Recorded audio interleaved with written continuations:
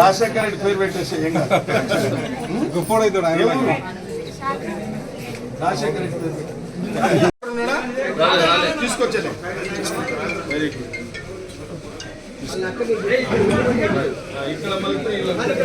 Video రాదు. ఒక్క shot.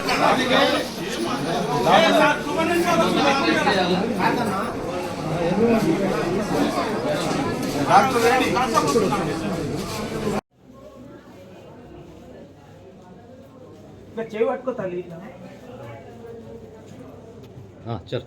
ఆయన పథకాలన్నీ కూడా దేశంలో ఉన్న రాష్ట్రాలన్నిటి కూడా ఆదర్శవంతంగా నిలిచిన పథకాలు కాబట్టి ఇవాళ చిన్న చితక పేద కుటుంబాలు కూడా ఉన్నతమైన చదువులు చదువుకోలేకపోతే ప్రతి ఒక్కరికి అండగా ఆ కుటుంబానికి అండగా ఉండి ఫీజ్ రియంబర్స్మెంట్ అంటే ఒక ఇంజనీర్ చదువుకునే స్టూడెంట్కు 50 నుంచి 1 లక్ష రూపాయలు కూడా ఇవ్వడం జరిగింది.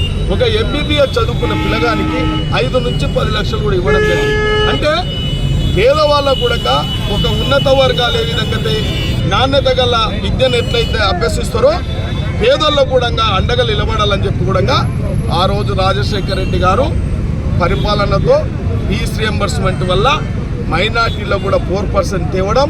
ఇవాళ మైనార్టీలు కూడా రాజశేఖర రెడ్డి ఇలా ఇబ్రాహిం కింద అభిమానం ఏంటంటే మైనార్టీలకు 4% ఇచ్చి మనల్ని ఆర్థికంగా రాజకీయంగా అధికారికంగా ఉద్యోగాలలో కూడా మమ్మల్ని ఆదుకున్న గొప్ప నాయకుడు కూడా ఇలా బాబర్ కానీ ఇబ్రాహిం కానీ వారి చెదరను ముద్రేసుకున్నారు. కాబట్టి ఈ ఏర్పాట్లు కూడా 1% 90% ఇబ్రాహిం గారు అంటే మైనార్టీకి ఆ రోజు అండగా నిలబడ్డ నాయకుడు రాజశేఖర రెడ్డి. కాబట్టి ఇవాళ ఒట్టి మాటలు ఓ తాగుబోతుడు వచ్చి ఏమేమో చెప్పిండు 12% ఇస్తామని చెప్పి అది సాధ్యం కాని పనులు కూడా చెప్పారు. కాబట్టి ఇవాళ 10 ఏళ్ళు మోసపోయినాం.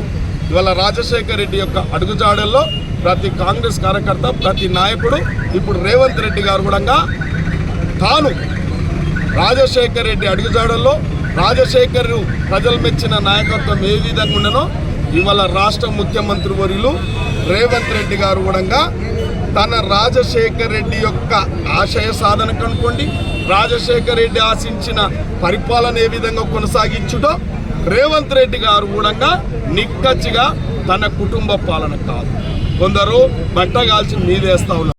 రాజశేఖర రెడ్డి మాటలు లేని నాయకుడు, మాట్లాడలేడు. మామూలు సామాన్య కార్యకర్త సామాన్య మహిళలు కూడా ఇవాళ కూడా రాజశేఖర రెడ్డి పరిపాలన రావాలని కోరుకుంటా ఉంటారు. గతంలో కూడా 10 సంవత్సరాలు చూసిరు మీరు అందరూ కూడా. ఈ ప్రపంచానికి తెలుసు, ఈ తెలంగాణ ప్రజలు కూడా తెలుసు పరిపాలన ఎట్లా ఉండే, రాజశేఖర రెడ్డి ఎట్లా ఉండంటే. మొన్న జరిగిన ఎన్నికలలో కాంగ్రెస్ పార్టీ రాజశేఖర రెడ్డి కుటుంబ పాలన చేయలేదు. ఇలా రేవంత్ రెడ్డి గారు తన కుటుంబాన్ని మర్చిపోయాడు. ప్రజలే ముఖ్యం, నాకు ప్రజల యొక్క సేవలు రాజకీయంగా ఆర్థికంగా సామాజికంగా తెలంగాణ ఎందుకు తెచ్చుకున్నాం, మనం ఆశించి తెలంగాణ ఏంది, వాళ్ళ ఆ లక్ష్యాన్ని చేరుకోవాలంటే ఆ దిశగా రేవంత్ రెడ్డి గారు అడుగులేసిర్రు. ఆయనను ఎన్ని కాలాల కట్టెలు పెట్టినా, ఏ కాకి గోల పెట్టినా, ప్రతిపక్షాలు కాకి గోల పెట్టినా ఖతర్నాక్ రాజకీయం చేస్తాడు రేవంత్ రెడ్డి. కాబట్టి రేపు భవిష్యత్తులో తప్పకుండా మేమందరం ప్రతి కాంగ్రెస్ నాయకుడు రాజశేఖర రెడ్డి యొక్క ఆశయ సాధన కోసం ఆయన చూపిన మార్గంలో తప్పకుండా మేమందరం నడుస్తాం. కాబట్టి ఇవాళ ఇక్కడ మేమందరం కూడా పెద్ద ఎత్తున డాక్టర్ వైఎస్ రాజశేఖర రెడ్డి గారి వర్ధంతి ఈ రోజుకి 15 సంవత్సరాలు అయింది. ప్రతి ఒక్క గుండెల్లో కూడా రాజశేఖర రెడ్డి కూడా అదే రకంగా వర్షాల అప్పుడు ఆయన ప్రజల సమస్యల గురించి తెలుసుకోవడానికి, ప్రజల మధ్యలో ఉండడానికి మాత్రమే ఆయన ఆశయాలు.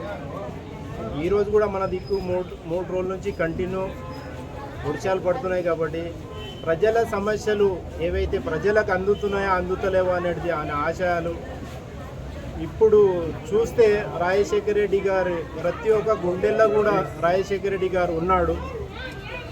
ఎందుకు చెప్తున్నాయంటే ఈ మాట, 15 సంవత్సరాలైనా కూడా ప్రతి కులం మతం చూడకుండా ఏదైతే ఆరోగ్యశ్రీ 108 ప్రతి సమస్య అంటే రాజశేఖర రెడ్డి గారు ఉన్నప్పుడే ఆయన చేసిన పనులే ఈరోజు కంటిన్యూ అవుతున్నాయంటే రాజశేఖర రెడ్డి ఎంత ప్రజలకు సేవ చేసిండు అనేది.